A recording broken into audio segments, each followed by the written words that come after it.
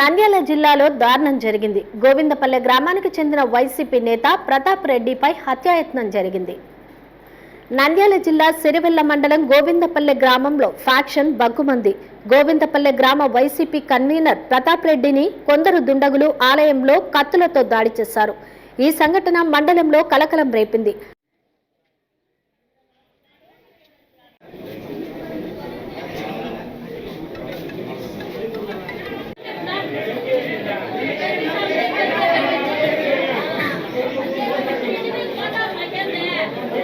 ప్రతాప్ రెడ్డి తలపై తీవ్ర గాయం కావడంతో నంద్యాల ప్రభుత్వ ఆసుపత్రికి తరలించారు.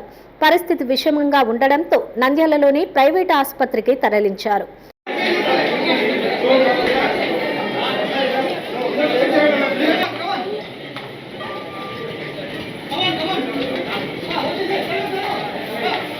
ఆళ్లగడ్డ మాజీ ఎమ్మెల్యే గంగుల నాని ఆసుపత్రికి చేరుకుని ప్రతాప్ రెడ్డిని పరామర్శించారు.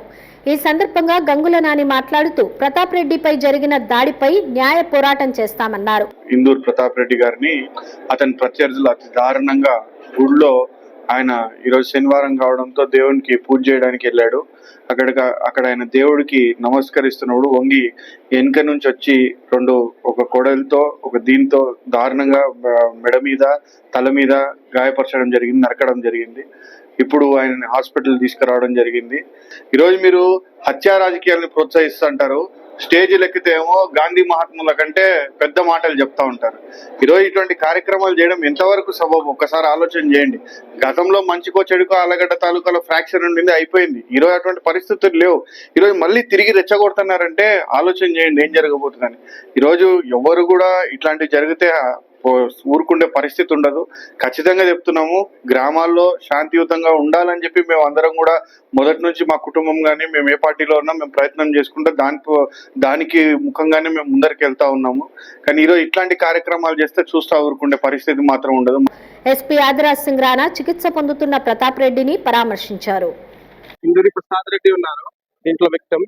అది ఒక రవిచంద్ర రెడ్డి ఇంకొకతను వచ్చి వీళ్ళ పైన దాడి చేశాడు. గుడిలో ఉండినప్పుడు దాడి చేశారు.